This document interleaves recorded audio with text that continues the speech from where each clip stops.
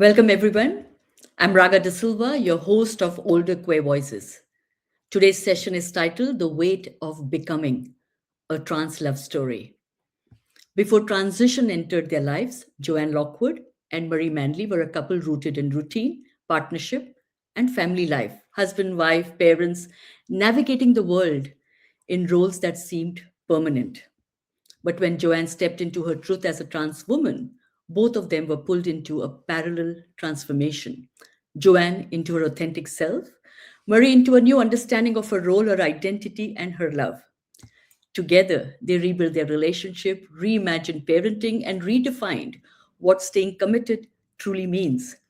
And in the midst of all this emotional reshaping, they also confronted a physical one, a shared weight loss journey that forced them to shed not just pounds, but years of emotional heaviness, fear, and expectations. This conversation explores the life they lived before change, the transitions they navigated individually and together, the challenges of parenting through truth, the public gaze on a trans marriage, and the literal and metaphorical weight of losing the weight.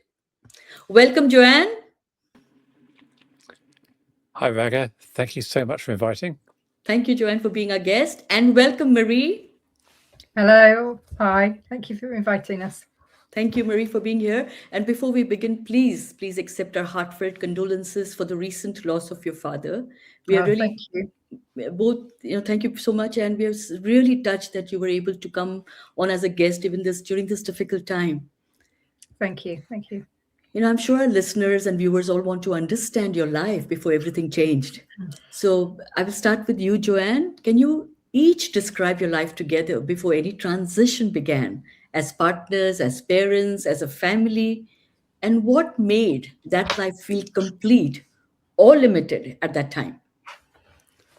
Well, we met back in 1985, so that's 40 years ago. And it seems like yesterday, but we met. We were a very traditional young people. Both we both brought up living less than a mile apart. We went to the same schools, although we didn't know each other at the time. We were joking the other day that we must have walked to school down the same road, potentially 50 yards apart for much of our school lives. We didn't go to the same senior school or colleges, but yeah, certainly junior school and infant school. Our parents lived in a very white, middle class, working class type environment as well. And life was pretty ordinary, pretty vanilla. I'd spent some time in the Royal Air Force at a time when it was illegal to be queer in any way, I think. And it instilled into me around the seriousness of being caught in a non-heterosexual relationship.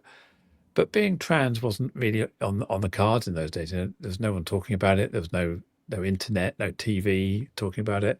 Maybe the odd Julia Grant documentary on BBC Two or something, or Open University talking about sex change operations. But pretty much the world I lived in didn't have any. There was no stories out there, and so I was able to, I suppose, function because I knew no different. My life was, this is my expectations.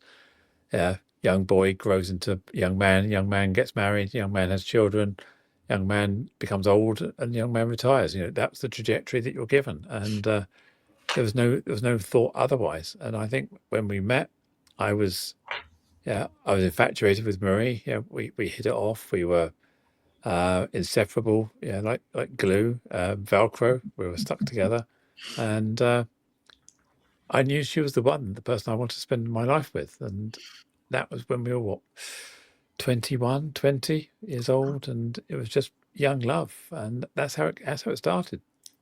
Wow. I mean, I'm just like fascinated. Like, people still have such long-term relationships because we don't really hear about these long-term love relationships anymore. But it's such a beautiful start to your journey. I will stay with you, Joanne, on this. And like you said, you were infatuated with Marie. Has that kind of feeling stayed on over the 45 years? How has it changed? I'd say I am in love more now than I've ever been, and And that's not just being soppy. That's the reality. I think if you look at the arc of our lives together, and you go through various stages where at the beginning it is infatuation, it's very superficial, it's procreation, your brain chemicals are firing, and then you have children, and then your life builds together. And I think what it is, since we've hit our 50s and now into my early 60s, you want different things. And I think the companionship, the relationship, that, to quote the Spice Girls, two become one. And we are one between us, and we pine for each other when we're not together.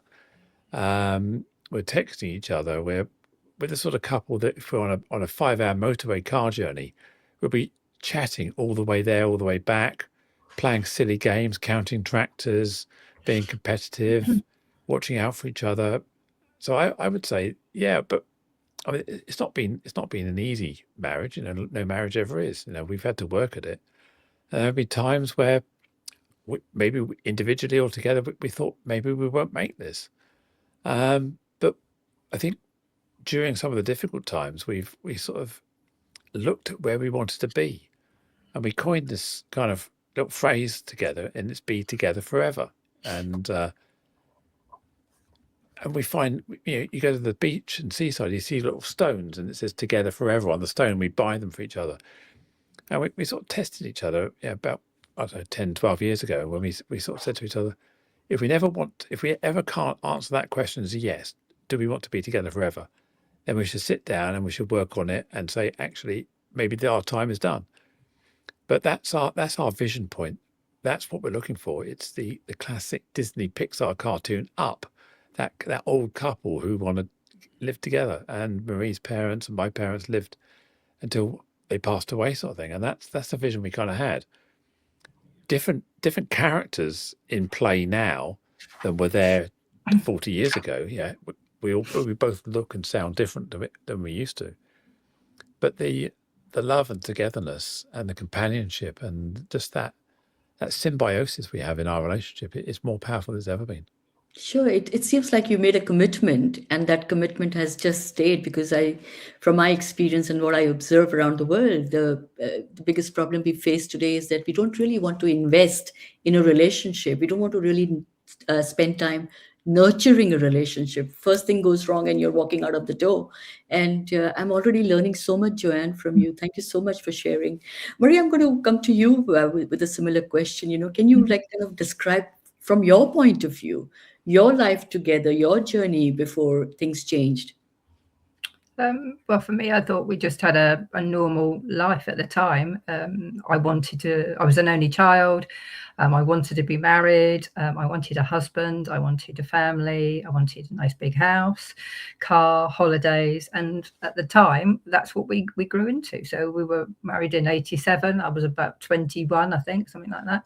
And yeah, that's the sort of plan. That's the trajectory that we had. Yeah, we slowly started to tick off those points, those things that I really wanted, that I craved, that I thought my parents had, that I wanted. And yeah, so that was where I was, and that was my dream, I suppose. And it was a dream, all fluffy and clouds and stuff, and picture perfect in the cinema, in the films. But yeah, that's what I thought I wanted, what I thought I was aiming for. And yeah, there was a little bit of spice in the mix, I suppose, really. So basically, that's what you got, a dream life, right? When you started off at 21, you had. So we got married, we started a family, we had a nice house, we had holidays. So yeah, so things were going along, I'd say, exactly as planned. Yeah, no hiccups. Did you ever have a moment during that time when you felt that maybe there's another side to Joanne? Maybe Joanne wants to rediscover themselves? I don't think so. I didn't have an inkling. There was only one question. I think there was a little black dress in the wardrobe. I was a bit renowned for buying nice things and hiding them from Joe to start with. So I didn't want to tell my husband at the time. So there was a little black dress, and I sort of questioned it one day. So that was the only sort of thing. It's just like, well, I'm sure I didn't buy that dress, but that was the only sort of inkling that I had. There wasn't anything in Jo's personality at the time. We did say Jo was quite grumpy previously. So it's like maybe she was containing something within herself that she couldn't let free, that she couldn't be herself. So maybe looking back on that, that was how that manifested, maybe, I think. Yes, yeah. So yeah. You're So there holding on. was two inklings, yeah, but not a great deal. So, Joanne, coming back to you, when did that first, doubt or first thought come into your mind?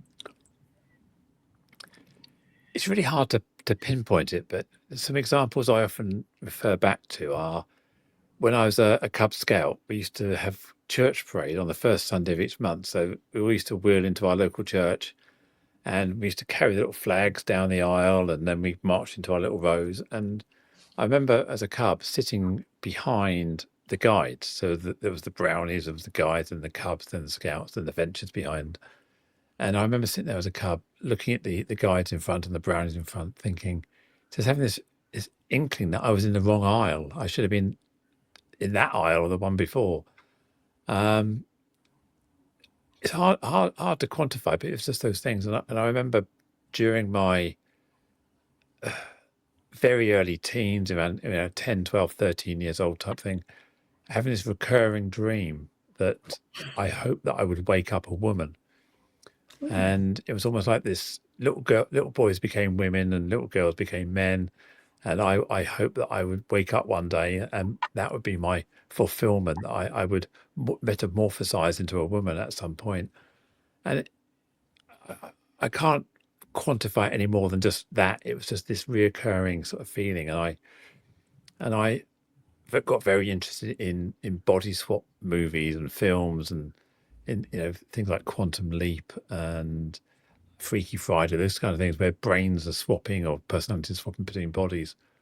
And every time Sam Beckett in Quantum Leap jumped into the body of a woman, that was kind of the episode. I was transfixed with it, and I was trying to think about, can we get brain transplants or head transplants and into different bodies? And it was a really strong recurring theme in my psyche about this belief and want. But again, this was pre-internet. This was 80s, 90s. Very little reference point to have these thoughts or conversations, let alone talk about it. So at what point, I know that none of our journeys are on a, you can't just sit back and say this minute on this date this happened. But when you were, navigating a family, as a husband, you've got children, you've got a wife. At what point did you think to yourself that, I need to have this conversation? I'm actually someone else, or I feel like I'm someone else. I suppose it was an evolving of that understanding of self. We often say the hardest person to come out to is yourself. Am I trans enough? Am I crazy? You do all these little online tests, and you hear all these stories about people saying, "Well, if you do this and this proves you're trans, trans enough." So I did a lot of that kind of stuff in the sort of late 2000s, 2007, 10, that sort of thing, when the internet was becoming more available. And I suppose that belief started growing in me, that I started realizing that I wasn't alone. My narrative, my story wasn't unique. There were some other intelligent people who had very similar sort of ethoses and thinking going on. And it wasn't any cross-contamination or something like this.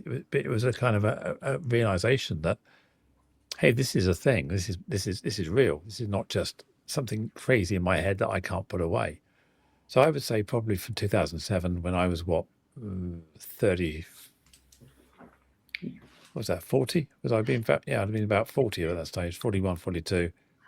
And then that evolution of understanding, that Pandora's box, when you start opening the box and the lid breaks, then the box breaks down. And then, but I suppose by the time I was in my late 40s, children left home. We were living in a massive house that we worked for all our lives. It was too big. We had too much space. We were living in different rooms. And I became disinspired of that. No, that's not really a word. Less inspired with my role. I was an IT consultant. I had my own IT company with other co-directors. I was getting really frustrated with that. our relationship, our big house, and all this stuff kind of hit the mix.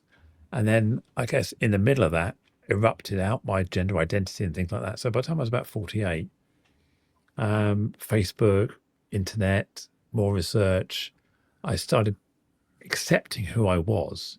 Still not would I transition, won't I transition, was it necessary? But then I was in this position where I could feel the constraints of expectations weighing down. You know, I've got a family, I've got children, I've got responsibilities, I've got this, I've got this, got this. So all the things that stop you doing these things in your life were pulling me back. I guess that's when it became harder for me to sort of to stay where I was. I had this kind of pull, this draw, this thing that was happening in my head that said, you cannot stay still. And that was probably around the age of about 48. I Sure. think I shared with Marie what was going on in my mind probably back in 2012, 2013 initially, to about 13, 14 years ago. And Marie was, well, neither of us understood it. It was just something I said. And what did that mean? We talked about this black dress that Marie found in the wardrobe, and we laughed about the fact actually it was mine, and I was worried I'd been discovered, and we joked about that. But then I started going to Beaumont Society support groups in my local village hall, town hall in the local area, meeting other people who are cross-dressing, gender diverse, trans, however you want to describe themselves, realizing that they're meeting people, becoming real, going out in the world, and then going on holiday around the country with other trans people to Blackpool, to Milton Keynes, to clubs and Brighton and places, having kind of test drive weekends, if you like, just to figure out if that was me. And I think what it taught me was that I wasn't somebody who wanted to just unpack myself at the weekend and then pack myself back up for the weekday and carry on with life. I realized that I was having anxiety about coming home again. I realized that the me that I'd been longing for, that I'd been trying to discover all my life, was there in front of me. And that was when it became hard to put myself away. And that's when Marie and I started having probably more complicated conversations around where this was taking at me and us at the time. Sure. And Joanne, what I am imagining is that even at that time, you wanted to be with Marie, even when you were going through your own identity crisis in a way. You still wanted to be with Marie. Marie was your first option anyway. So it wasn't saying that, oh, I'm a different person now and I want to move away from my main relationship. No, I think I can't speak for anybody else, but I've spoken to other people about their narratives, and for me, there was a red line, and that red line was my family. That I was not prepared to lose my family, our children, Marie, and my relationships. I was prepared to, on the poker table, put all my chips in on my career, my reputation, my friends, and all these sort of things, even our house and our cars and our status, all of this, I was prepared to go all in on. But the thing I was holding back, I would never sacrifice with the family. So right from day one, and I'll let Marie tell her side of the story, is that was something I was really keen to protect. No matter, I was prepared to adjust my velocity, my trajectory, and pace and everything to ensure that I was able to keep my family together. And that was really, really important to me all the way through this, and still is. I really hope that the listeners and the viewers who are going to watch this understand the depth that love can have and it can bring to a relationship. Joanne, what you're sharing is pure love. It's just an understanding that this is what it is for life. And I love it. And it's such a brave thing to do because you could have been pushed away by your family. Marie, I'm going to come to you on this. And so this, like you said, and you used the word normal family. You were conditioned to believe man, husband, wife, children, big house, cars, and you had that. And then suddenly you're faced with something which you can never imagine. And something like this can shake up, anybody. So how did you feel about it when you first learned? And then how do you navigate your own life around this? I think I felt broken. I just didn't understand it. I was very confused, very isolated. everything had been, I suppose, ripped away from what I thought we were having in our life together. I just didn't have any control over it. I think that was a lot of the problem. Looking back on it, I don't think I handled it very well. There was a lot of wine drinking, a lot of isolation, a lot of crying, a lot of loud music. And I sort of like to try everything to block things out, because I wasn't holding, all the control. I wasn't making the decisions. So I was pretty broken. I had some therapy. I cried in the doctors and they pointed me in the right direction. So I found it a very, very tough time. And Joe talks about the red line. And I remember standing in our kitchen, and Joe would say, "We can be together forever," giving me a hug. And instead of me doing that to Joe was doing that to me. So for that, I am grateful, and that we are here today. But navigating it, I suppose I was a great advocate at the time of time, giving myself time, because I could have communication with friends and colleagues, but it was just such a difficult conversation that everybody thought we were going to get a divorce. Nobody really understood where it came from. Joe was quite a masculine man, bald head, beard. So things were different, and it wasn't just what I saw in the mirror. It was sort of attitudes and how she was and what she thought. And I did find it very difficult in the beginning, and navigating it did take me very, very small steps. I'd maybe get a challenge, and then I'd accept that challenge, and I'd pass that test, and 2 other things would come flying towards me. It was just like, it was very difficult. It was. But I think looking back, we tackled most things, and I think we did it together, which I think is really important, because we did do it together. In the beginning, I couldn't walk to the local cinema. I didn't want to go shopping at the local supermarket. Everything was so difficult. I thought people were staring at us, pointing at us, very challenging.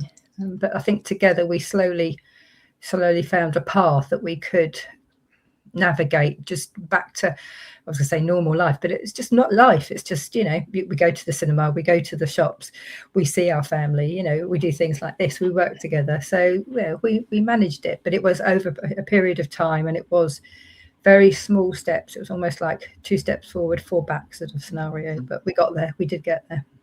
Yeah. So Marie, what were your biggest fears around that time? I suppose what people would say, what my colleagues would say, their understanding. I thought everybody was talking at me rather than listening to me. They'd take me for a coffee and they'd say, "Oh, well, you're getting a divorce." And it's like, well, hold on a minute. I don't know what I think, what I feel. I'm not in a stable position to make that. So, it was a very strange time looking back on it, because I didn't have enough information. I didn't really know what that meant, what the transgender journey sort of actually means. And now I think of the individual, the family. I'm an advocate for the family, and colleagues. My colleagues were quite good, to be fair, but they didn't really understand. It was 1 minute I was up, the next minute I was down. I couldn't deliver a deadline. I'd go and cry in the toilets. I'd leave late. So it was quite a challenging time, and it was over quite a long period of time as well. So yeah. Were you also working at that time? Yes. I was working for an employer. So it was, I'd seem to out myself. I'd come out daily, hourly, tell one person, an engineer would come through the door. We'd have a chat, "Oh, what's wrong with you today?" And it'd all come out, So yeah, I think I mentioned it to one staff member, quite a high up staff member, and they automatically again thought we'd divorce, So there was no encouragement along the way from people that I was working with, or very, very close friends. A lot of people thought we were going to not be together.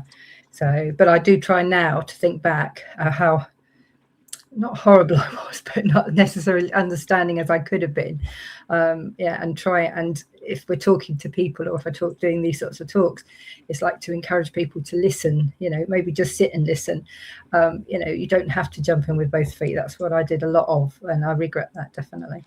Yeah, people judge anyway, regardless, Yeah, right? definitely. Yeah.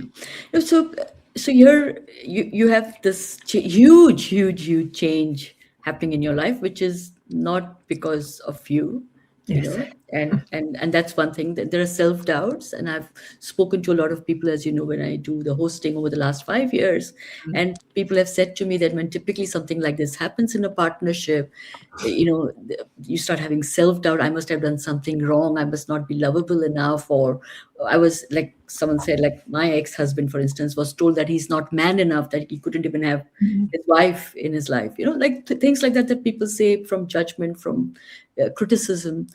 How did you bubble wrap yourself around that? That is very important for us to understand, because it is bubble wrapping, because the world is harsh.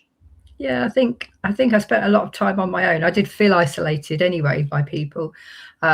So I did spend a lot of time on my own, a lot of time thinking about it, thinking what it truly means. And it's like that question again, it's like, do I want to be with Joe forever? Or do I want to make that, thank you very much, bye-bye, we'll be friends, So and it boils down to it's true love, I suppose. It's like soulmanship. So yeah, it's I did have to take a lot of time thinking about things. So I had to do things that were good for me, like reading, walking. So things that I like to do, and I tried to try and find myself again, because I couldn't have any of the control. I couldn't make the decisions. I couldn't say, oh, I'm off to Blackpool, or we're going to go this or that. And I had to sort of steer the family. I felt like I was the hub of the family, and I had to sort of be loving and caring to Joe, and understanding also our family, our children, explain it to my parents. It's like it was quite a nightmare, quite a difficult challenge, but I think navigating it, I definitely took time, took it step by step, and I tried. Thinking back now, I did try and listen to you, Joe, honestly. So at the time, I don't think Joe believed that, but yeah, perhaps I think you have to go through those challenges, and then you come out the other side, don't you? So Yeah, I mean, we look at you two when I've been at events with both of you around, and it looks like so beautiful and it's so easy, but it wasn't easy, right? And we need for people to understand that it is a step-by-step process when you go through such a change. And I found it very, very difficult. I went from one thing to another, and I had no control over it.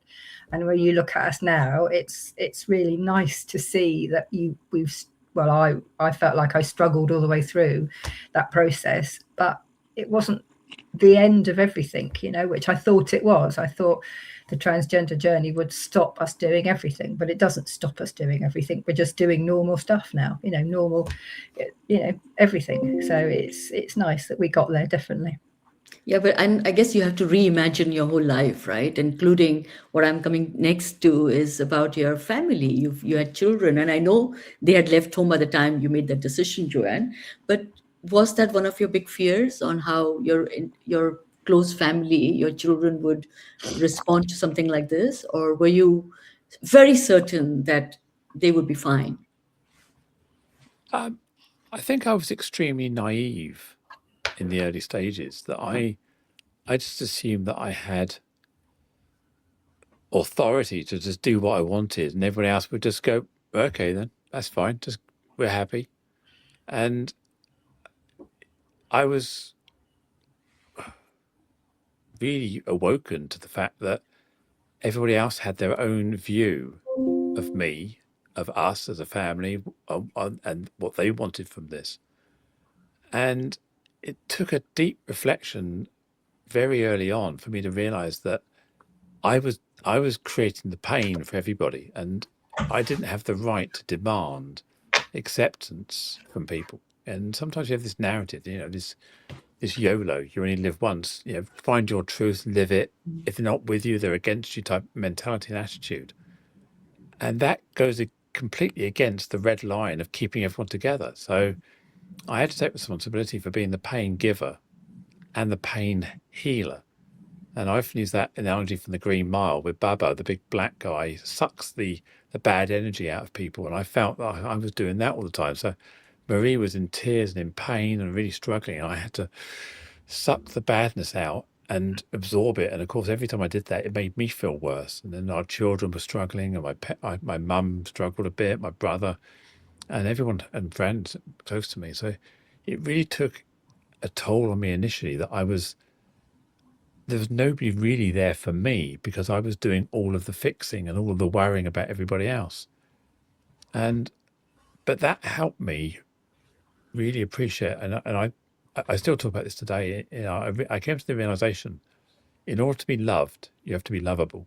In order to be liked, you have to be likable. In order to be worthy of respect, you have to step forward into that to be worthy. And I realized that all those things were in me to control. I had to become likable, lovable, and worthy of respect. I couldn't demand that of other people. And once I started appreciating and empathizing what other people were going through, and that I had no right to demand, I could then start to interface to people. And I remember laying awake one night, and the thought came into my head: how would I feel if Marie was transitioning to male, taking testosterone, shaving her head, growing muscles, smelling like a man, whatever the thing was happening? And I thought, wow, I'd really struggle if Marie made that decision. And then at that moment there, I then realized what it meant for Marie to accept me. I changed all these rules, and I needed to do that in a way that was in the least selfish way possible and try and bridge that gap and take responsibility for that change. And that certainly helped me navigate this in a different way, and without demanding, without a right, without putting other people in positions where they weren't ready. So again, when I talked earlier about adjusting the pace and the velocity and the trajectory of how I was heading this, I was very conscious sometimes I needed to just stop, stand still, and let people either catch up with me or say, "Hang on a minute, I'm not going there. You're gonna have to come back a bit." And so sometimes I was going back a bit. Marie and I still joke about this wiggly red line, where all these things that Marie in her head, which were acceptable one day, and suddenly became unacceptable the next day. And suddenly sometimes that line would appear behind me, so I'd already crossed it without realizing it. And that was where some of the tension came, where I was trying to negotiate with a moving animal, a beast that wasn't stable in what we were thinking. So we had to really try to work on this together and go, okay, I get it. Yeah, this is, you've now slept on this, and this is something you're struggling with. I need to step back a bit, get behind the line again. Now we could go forward and try and work on this again. So there was a lot of negotiation, a lot of changing of pace, a lot of going forward, going backwards, adjusting our speed, and trying to understand each other. And our children had their own journey, their own trajectory, and their own pace.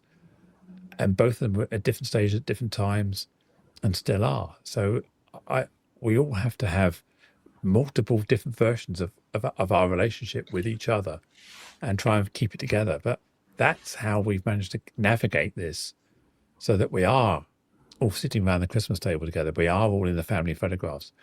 We are all involved in the important things, like the funerals, like the weddings, like the christenings, and all the other things that are going on in family life. We are together doing those things together as a family, and we understand where those friction points are, where it doesn't work for everybody, but we're all mature enough to go, okay, as long as I don't touch that bit, I'm okay, and we know where those boundaries are, and our relationships survive it. But every day gets easier, Sure. but also there are still things that will never be fully integrated, but they're all close enough. We can all live with where we are. Sure. Thank you for sharing that. Who was the one who actually did you first of all sit your family down and say, hey, this is what's changing or what's happening? Or did you individually have to share this newness with your children? Well, But yeah, Joanne, go. I had the conversation with Marie, I think in 2012, 2013, way back then. And we had it, we would talk about it in private, just the two of us, for 3 or 4 years. I was experimenting, trying things out, evolving, trying to figure out where I was heading with this. And I promised Marie that I would not tell our children until our son had graduated, so he'd finished his education. Because what we didn't want to do is disrupt his life to a point where, if this caused a problem, so we were for that. So I remember it was the 8th of July 2016 when our son graduated, and I had a conversation with him and our daughter the weekend after.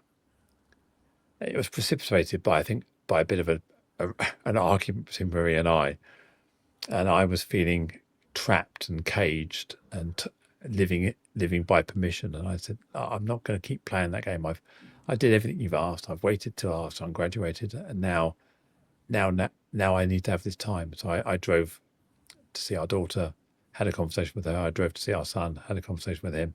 I don't know, someone's living with us at the time. And and that was it really. Then I think I came out publicly on Facebook a week later after that, after a few too many bottles of Prosecco and champagne. In fact, Marie and I both had too many glasses of champagne that day. And that came, that's when I came out to the world. And that was, I didn't realize the impact that would have on the rest of the family, because suddenly a private family thing suddenly became a public world thing. And there was a lot of trauma in the family as a result of that. So yeah, I came out to Marie initially, then our children, and then to the world a week later. And and then to the real whole world, because we did TV documentary as well. So we told even more of the world as a result of the TV documentary about 3 years after that. So we were quite public eventually. Yeah, it again, that must have been quite challenging, right? To put yourself out there, and then you have Marie. You're thinking, I'm sure at that point, gosh, my life has now become public, and people, it's your own judgment of you, and people are continuously judging, I'm sure.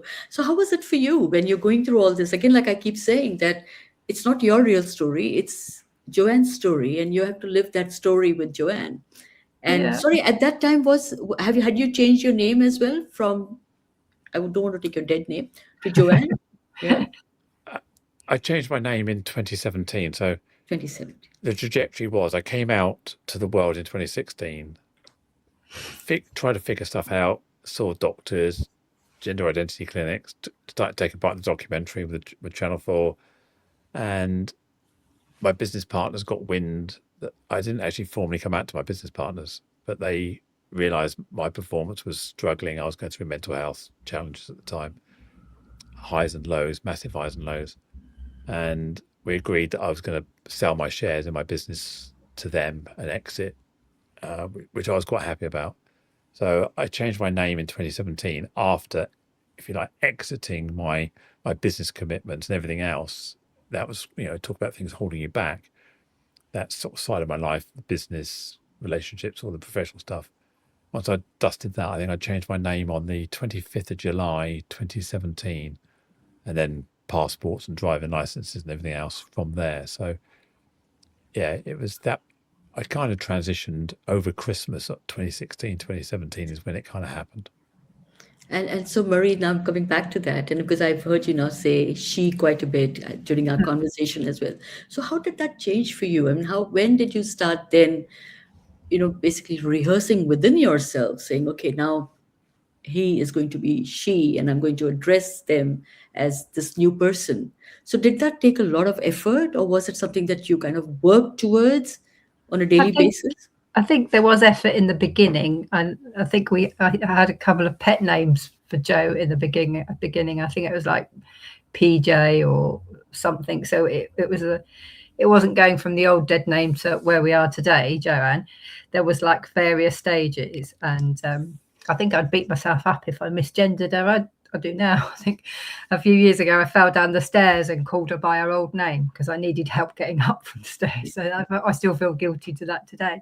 But I think overall, I think of the individual, whoever it is, whether it's Joanne or whoever, they're going through a transgender journey. It's like, think of the individual. How do they want to be spoken to, addressed? They're a human being, so have some respect. So that's what I try and do. In the beginning, when everything was changing, I don't think I handled it particularly well because I didn't have any control. Now I try and respect the person. I see Joe as just the person I work with, I sleep with, I have fun with, so together forever. So it is difficult sometimes. You know, when we're having an argument, I want to be, how horrible am I going to be? You know, sort of like, but at the end of the day, there's complete love there. You know, I wouldn't wish any harm to Joe. I love Joe. I want to look after Joe. I'm always telling Joe to drink your coffee when the coffee's hot and put your gloves on when you go walk the dog, you know. So I could do the motherly thing, the lover thing. So yeah, it's a complete package. As I think a lot of it was in the beginning that I didn't have control. I wasn't making any of the decisions. These decisions weren't mine. I wasn't saying to Joe, you know, I'm off, I'm divorcing you, I'm going to go and live with somebody else. There wasn't anything like that. You know, those decisions of that scenario, everything was taken out of my hands. So I was like following and then dealing with, you know, Joe would buy like maybe a little black dress, or she'd go to Blackpool, send me photographs, she'd look really glamorous, and I'd be sat at home with tissues and a bottle of wine, you know. So there were swings and roundabouts. But now looking back on it, I think we had to go through all of those stages, and the documentary helped immensely, because I think that was like having our own personal therapist for, was it 3 years, which was fantastic, really, because before they arrived, it was a fantastic lady that did the filming. And she would come, I'd get really upset, she'd have a chat with me, and then things would be better. It would be like, it was like, oh, this is like everyday life, you know. So yeah, it was a bit of a roller coaster, definitely challenging. But I'm glad we did those challenges and those you know, really difficult times, because now it makes the good times even better. And you really appreciate what you've got, definitely. So yeah. How lovely. And I think sometimes it is really important to share stories. I mean, I get told off for sharing my story, saying, oh, why, you know, why wash your dirty linen in public? And, you know, and South Asians are known to keep everything in the closet because we don't want the world to know. And then when people hear about my story, they really troll me or threaten me, because they think it's, I was told just the other day how disgusting it is that you should be sharing your personal journey, you know, of being I'm a great advocate in communication now.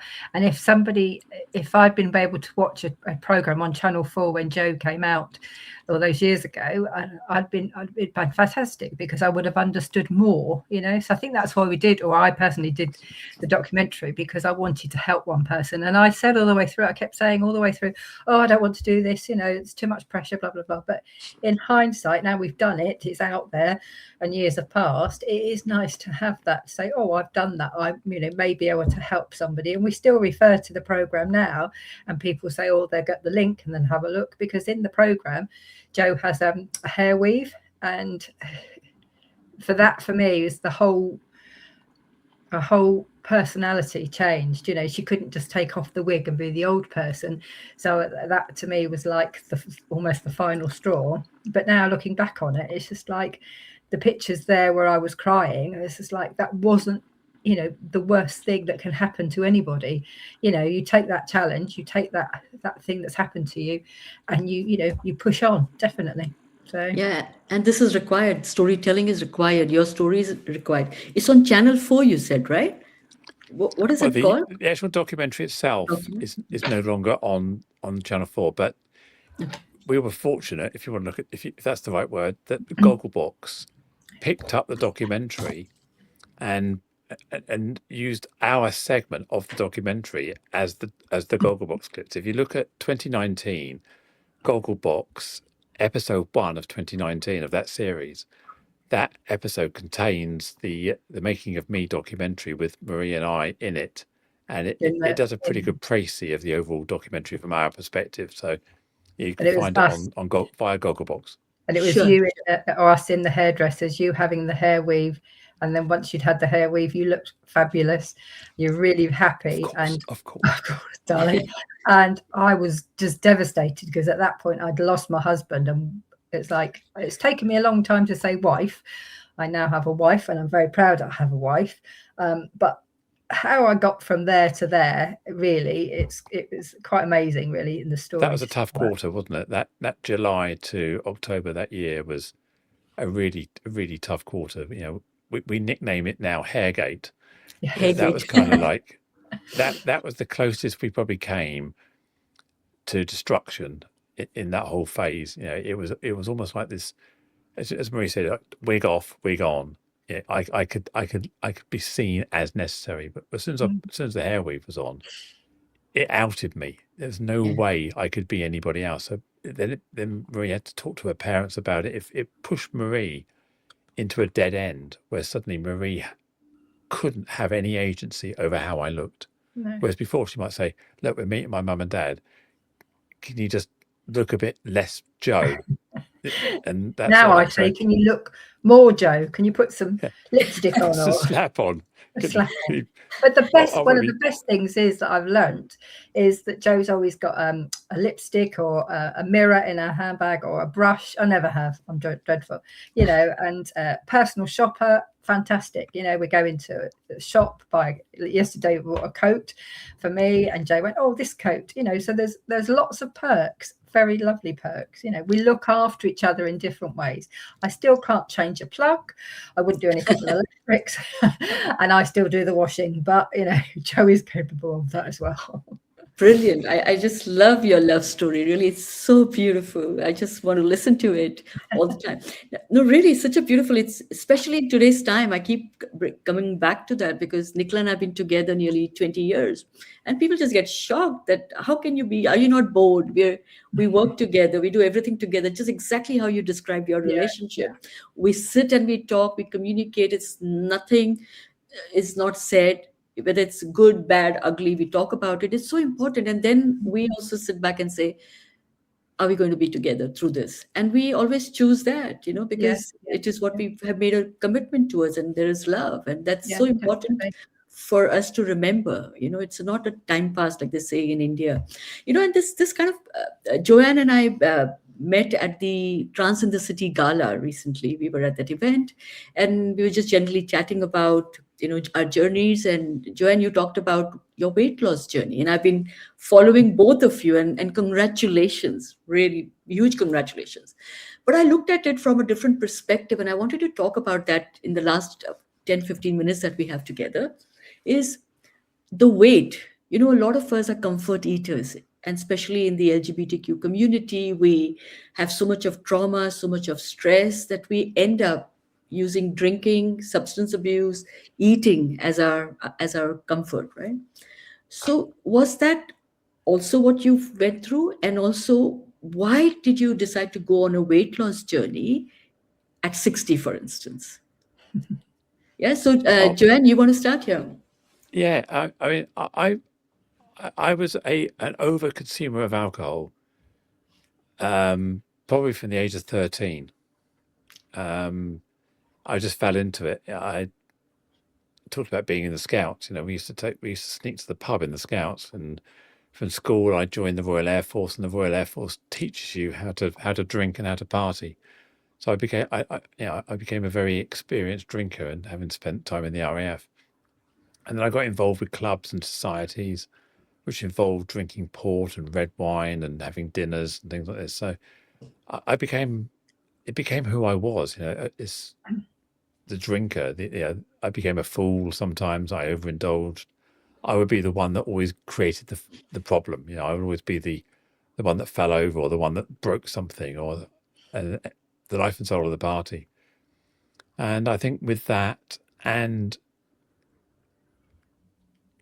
eating out a lot of Chinese restaurants, a lot of it, in the evenings and stuff, partying a lot, I just put on weight. And I think the heaviest I got was probably best part 150 kilos, which is what, 23, 24 stone, a big person. And I think that it just became like that in our family. I think all of us, we were never that careful. I didn't do much exercise. And I think what it was, I'd been 20 stone or greater for the large part of my adult life. And I think I got to about, I don't know, it was 2016, I think it was, when I was on that cusp of transitioning. And I just had this, I want to lose weight. So in 2016, 10 years ago, we lost about 8 stone over the course of that year, just using Weight Watchers Slimming World type methodology. Marie used to go to Weight Watchers, get all the recipes, come back. And my rule was just eat what Marie gives me, and Yeah, that, I used to do Slimming World online. I used to do it absolutely stuck to it 100%, and that's how we lost the weight. I mean, I lost 7 and you lost 8 stone. So yeah. yeah. So we stopped drinking. We didn't drink for that year, and we did it really well. So, and then 2016, I transitioned. We had a lot of stress in our lives, and inevitably, as Marie said, the wine came out. We were drinking a lot. There was no filter. During some of these conversations, we go to a wine bar and we'd end up both getting completely drunk and end up arguing and falling out. And then we'd get back together again the next morning because we couldn't remember what we said last night. And it just became that sort of cycle of overeating, overindulging. And I wouldn't call it comfort eating as such, just a limitless overindulgence. We just overindulged with no filter, no pride in ourselves. COVID, those sort of things, lockdown. I think I got to 57 years old, so 2 or 3 years ago, and I realised I was spending a lot of money marketing my business, a lot of money doing this with my business, developing websites. And I realised the only thing that I wasn't spending money on was myself. And if I was to live a healthy life and a longer life and productive life, I had to focus on my own health. I couldn't wait until I was 70 to worry about being 70. I had to start worrying about it now. And that was the kind of epiphany at the age of 57. So I made a commitment to myself to stop drinking forever at that point. So January 2022. Marie, I'll let you tell your perspective on that, but we started this together and we went on what I would call a bit of a journey, bit of a weight loss journey. And we got halfway through 2022, and then we were on a holiday in Scotland, and we ended up falling off the wagon. And so if you look at our graphs, we were going down, and we put another little spike in it. And we started having bad habits for another year. And then I think 2024, beginning of, I said, right, I haven't drunk for 2 years. I've done the alcohol thing. Now I've got to get back on it. So personal trainer, started going to the gym, and we started taking the weight loss more seriously. And then we got halfway through last year, and we started taking the Monjaro weight loss injections to finish it off. And as you say, I think it's nearly 9 stone I've lost this time. So what I've realised was I knew how to lose weight. I've done it twice now. I've lost 9 stone twice. That's 18 stone twice. But what I never realised the first time we did it is how not to put it back on again. So hopefully I've now had this epiphany of what went wrong to put it back on. And I've got this new guide. And if anyone wants the magic secret to not putting weight back on, one simple test: do not buy bigger clothes. Do not buy bigger clothes. If your clothes stop fitting, shrink your belly. Don't buy bigger clothes. And that's what I'm going to hold on to, is buy clothes that are fitted, they're a bit tight, buy jeans that are maybe a size too small, and get into them. But if they stop fitting, do something about your weight, not the clothes. So that's my kind of rule now. And yes, we've slackened off the last couple of months. Got other things going on with parents, and actually some of the sad news in our family. And we're going to have a good Christmas. But I'm going to come out in January, and I've got another 1.5 stone. But we also, both of us, had a purpose to the weight loss. As well as being fit, we both needed to have some operations. And both those operations, we were advised by the surgeons that our BMI needed to be sub 29 or 30-ish or whatever to hit those surgical targets. So we had a purpose as well for surgery and health. So I think both of those, with a bit of Monjaro and doing it together, because I think we would never have done this apart. If one of us wasn't doing it, we'd never done it. So we do hold each other to task. So yeah, it's been a combination of those things. So an objective for surgery, a desire to get fitter, and knowing where we went wrong last time. I think it's all combined this time to make sure we're going to keep on track. And I hope this is also forever.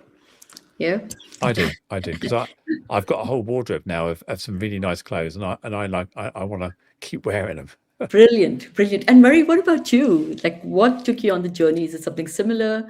Did you face any challenges? And what do you think how will you manage this in the future? Because I talk about a word which I use is called future proofing. I'm at a quite similar to your ages, not 68 though. And for me, it is everything that I do now is to make sure that my future is proved in a manner that I don't, get into habits or health issues. I So what think about you? I think because I had to have, I've had 2 operations this year, and last year, when I saw the consultant said because of my weight, it was life-threatening. So that was a big wake-up call. So I'd lost 7 stone before, and I know I could do it.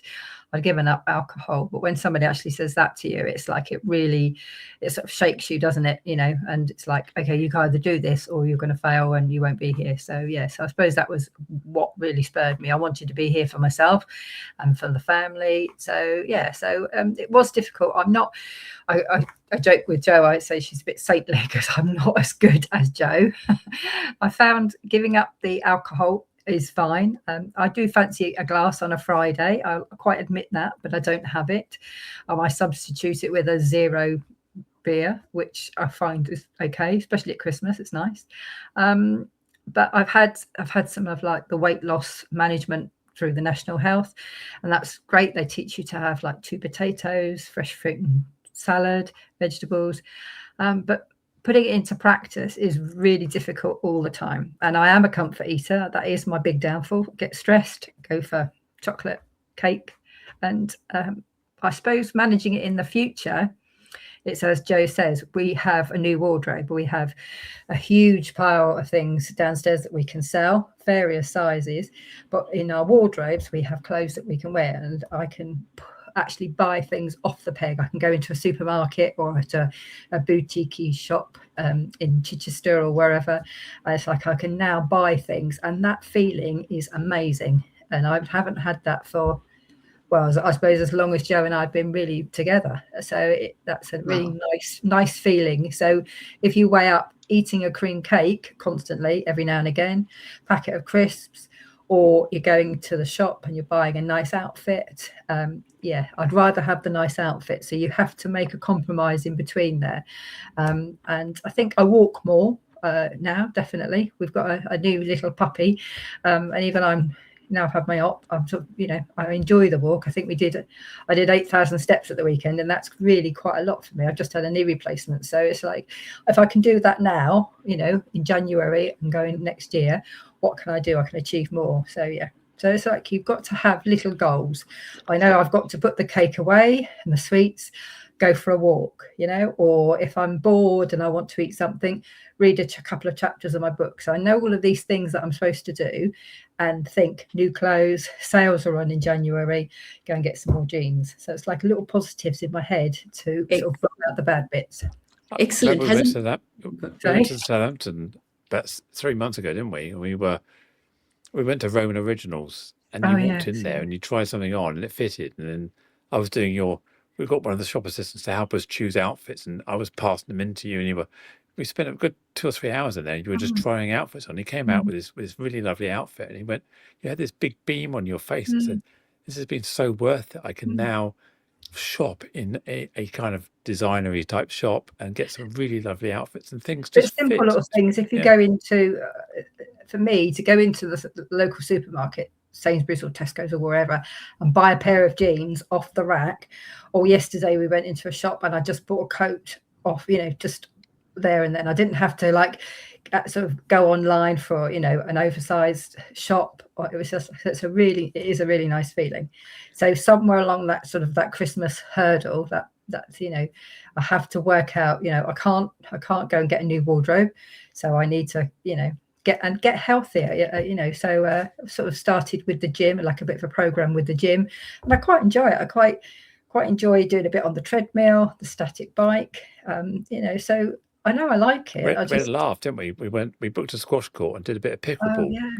And we Amazing. were laughing our heads off. We had an hour in the squash court. That was before I had my right knee replaced.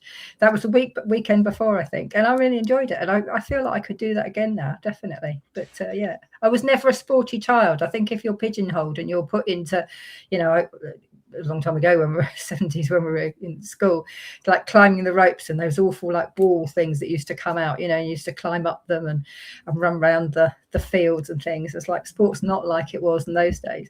So I was never sporty, but I think I do have it in me. I enjoyed that. I like playing a bit of badminton. I can't run from side to side and look really cool, but it's running about getting a bit fitter than I am. So yeah. And you both look incredible. Really, I've seen the change, and you both look amazing. And movement. Like as we get older, movement is important. Yes, Important. So yeah, that we don't have definitely. Yeah, I've got to make great. choices. Sort of really want to push. Like I like walking. I wouldn't run, but I think where my mum didn't walk so much, and my dad was a bit of a walker. He'd keep going. You could see the difference. They both passed now, but you could definitely see the difference in them. Definitely. So yeah, try and keep a bit active. So if you do have something naughty, go and walk off the calories. With a puppy, that's really possible with us now. Oh, wonderful. Exactly what I have done. I've been through this journey as well about 10, 12 years ago, where I lost a lot of weight. And I remember coming here for Christmas and going into those Christmas stores for Christmas special. And I was Yes. size 21 or 22. I couldn't fit into anything. And I remember feeling so depressed. My Christmas was gone because all I could think of is I can't fit into clothes anymore. Yeah. And I then just liked going to the shop and getting a sparkly Christmas jumper, whereas before I had exactly. to order it on a catalogue or, a website, and it's like it's slightly different now, and it's Yeah. a really, really nice feeling, and that's what Yeah. keeps me going, definitely, just to keep it just in the right place. It's a discipline, it's a focus, it is Yeah, a commitment as well. And with you, because the way you've just shared your experiences, I think commitment is not a problem, and support from each other. I can see that. Before we end, I just wanted to leave this with you. Would you, Joanne, like to talk about the EHRC ruling? But I am happy if you want to, or if you don't want to, completely your choice. Um, I describe it as the day I lost my citizenship. It's almost like the trans people's Windrush moment, where one day we were, and then the next day we weren't. I was a female citizen of the United Kingdom on the 15th of April, and then on the 16th of April, I was no longer a female citizen of the United Kingdom, despite my gender recognition certificate, despite surgery, despite transitioning, despite my birth certificate saying female, our marriage certificate saying wife. Suddenly, I'm now being told that I'm no longer a female citizen. So it's this complete disenfranchisation of me and others who are trans from society, from belonging in who we are. And I think the worst of it is being vilified and demonized by the press, by people out there who hold different views to me, who are treating us like pariahs, blaming us for societal ill and being threats to women and girls. I think combination between this legalized exclusion and the vilification, the weaponization of those beliefs means that I and others are feeling lost, lonely, scared, afraid, whatever words you want to use. And with a government who are no longer standing up and protecting it. In fact, if anything, they're enabling this weaponization. And there seems to be no end to it. And whatever's happening now, day in, day out, our lives have changed. And I carry a radar key in my handbag these days, just in case. I'm always worried about being challenged or threatened or questioned. It's impacting our ability to go to the gym, to the swimming pool, carry on society. But I suppose more than that is this. I've got to say it's a microaggression. It's a macroaggression of this noise, this static in your head all the time. Instead of having a calm understanding of who I am, I'm now living in a position where I'm living by somebody else's permission. Am I good enough? Do I pass your test? Are you going to notice me? I no longer have any right to be anywhere in society, and I think that's it. And there doesn't seem to be any end in that, and it's having an impact on our lives together, and obviously other people who are trans, non-binary, gender non-conforming, or just don't fit the stereotypical female look.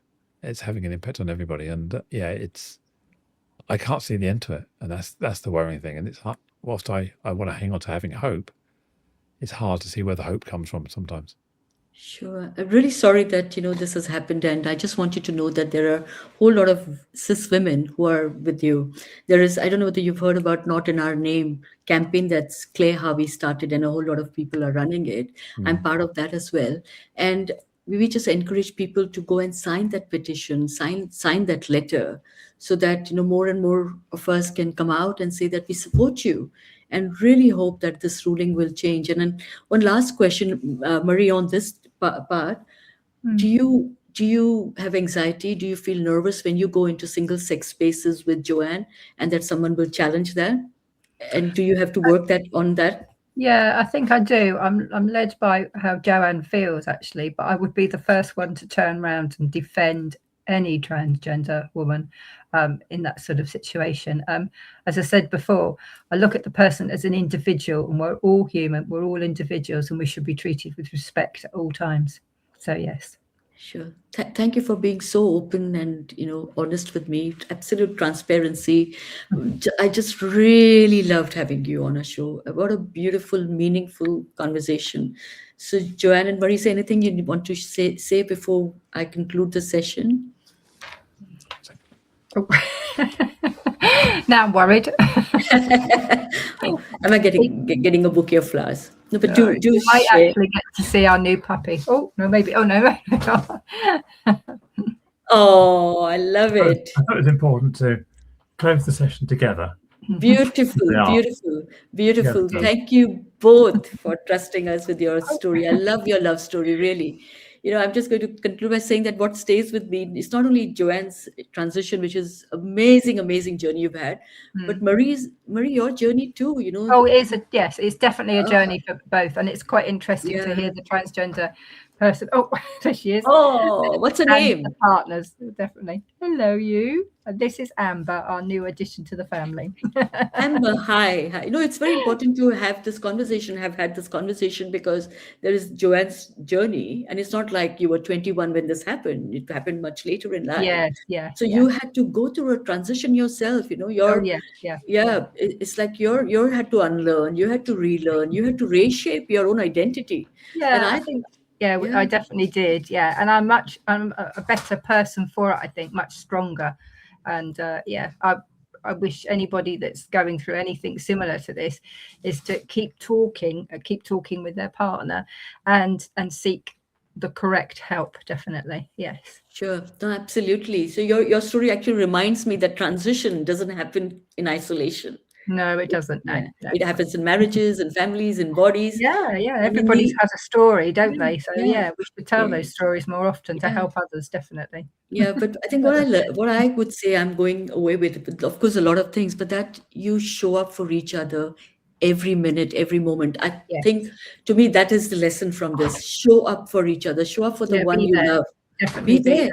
Yeah. And like you said, things can happen. How do you deal with it, and how do you make sure that you work on this together? And I think that's very powerful, what you've shared That's today. life, isn't it? Life is a challenge. It throws lots of things at us. Yeah. And it's like, enjoy every day, because you don't know what's around the corner. So yeah. We don't. No, you cook the dinner. Yeah. So together you've shown that love doesn't have to break under change. It can grow definitely. deeper. You can get there. Yeah, you can definitely get there. So I'm going to conclude this for our listeners, especially older queer and trans people, partners, and families navigating transition. Your voices matter. Your lives matter. And it is never too late to live truthfully or do so side by side. Thank you, Joanne and Marie, for sharing your lives and your voices with us. Thank you also to our outreach partners, My G Work, Outspoken Speakers, Proud HR, Aging is Never in Style, GFW Clothing, and Out and Wild Festival. Do like and subscribe to us on YouTube, Older Queer Voices. Follow us on Instagram at Older Queer Voices and at The Views Room. Thank you very much, everyone, and I look forward to seeing you again. Bye-bye. Bye.